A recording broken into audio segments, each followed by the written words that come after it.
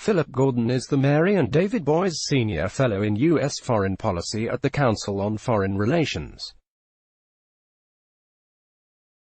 He served as Assistant Secretary of State for European and Eurasian Affairs from 2009 to 2013.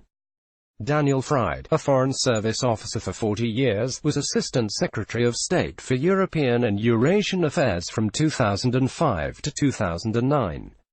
He is now with the Atlantic Council.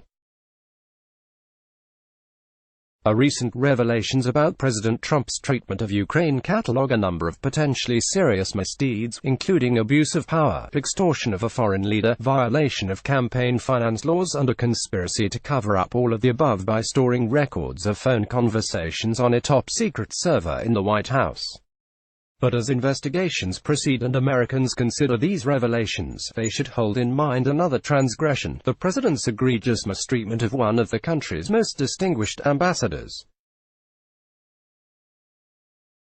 Even before the rough transcript of the call between Trump and Ukrainian President Volodymyr Zelensky was released, we knew that the administration had prematurely curtailed the appointment of U.S. Ambassador to Ukraine Marie Yovanovitch following public attacks on her by the president's eldest son and by his personal lawyer, Rudolph W. Giuliani. Administration officials then falsely claimed that she was leaving her post as planned. Now, we also know that Trump went on to denigrate the ambassador in a phone call to a foreign leader, telling Zelensky that the woman was bad news, and vaguely but ominously noting that she's going to go through some things. Presidents are entitled to have their own ambassadors in place and to expect those ambassadors to implement the policies. But the consequences of Trump's apparent willingness to punish a top U.S. representative, and to disparage her in a conversation with a foreign government, should not be underestimated. Allowing this to stand would not only have a chilling effect on the entire diplomatic corps but also could undermine U.S. foreign policy more broadly. Both of us served as Assistant Secretaries of State for European and Eurasian Affairs, as well as on the staff of the National Security Council, under Republican and Democratic presidents. We know the importance of having representatives abroad who serve the country regardless of which party happens to be in power at any given time.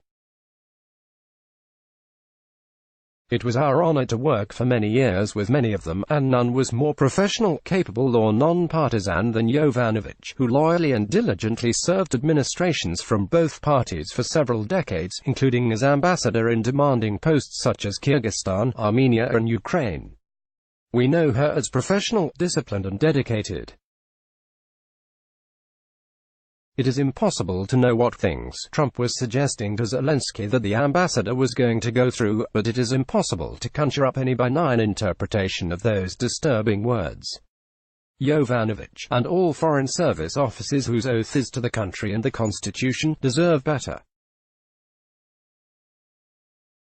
Like the military, the Foreign Service is an institution imbued with a culture of sacrifice, professionalism and loyalty, both up through the chain of command to the country's elected leaders and down to the most junior officers. America's diplomats serve around the world, in pleasant posts and war zones. Sometimes they wear suits, and sometimes they wear body armor. And sometimes they don't come home. Through it all, they serve the country by selflessly contributing their expertise in foreign languages, foreign cultures and getting things done. It takes much time and effort to build a strong institution, but tearing it down can happen fast. Morale at the State Department is low. Applications to join the Foreign Service are at the lowest level since 2008, and many senior officers have retired, resigned or been pushed out. These trends will only worsen if diplomats must live in fear that they will be cast aside for failing to support a president's personal or partisan agenda. Secretary of State Mike Pompeo, who prided himself on restoring swagger to the State Department and committed himself to reinvigorating it, should thus be asked to explain how his organization is going to function if its best people must live in fear of presidential denunciation and retribution for doing the jobs. Secretary of State Colin Powell, a retired four-star general, told many of the career Foreign Service officers who served there that they were his diplomatic battalion commanders. As a former army officer himself, Pompeo should know better than others that leaders who denigrate and demean the troops do not win many battles.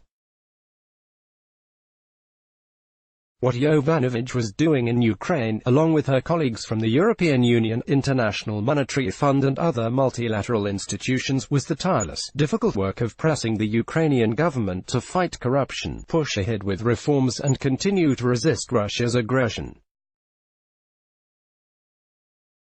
It was not her job to press the Ukrainians to focus on what Trump apparently wanted them to focus on, namely digging up information to further his political interests. That Trump was apparently willing to leverage U.S. military assistance, potentially leaving Ukraine vulnerable to military threats from Russia, to advance those political interests is shocking and deeply damaging. That he was apparently willing to throw a U.S. ambassador under the bus as part of that effort makes it even worse.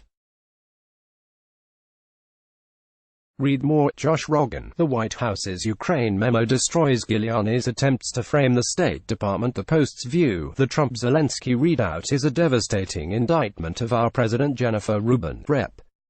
Abigail Spanberger, a former CIA undercover officer, says acting officials are part of the problem. Muxboot. Whistleblower and Democratic freshman are rare profiles. Encourage. Greg Sargent. Schiff highlights how deep Trump's betrayal of our country runs. Let's block ads.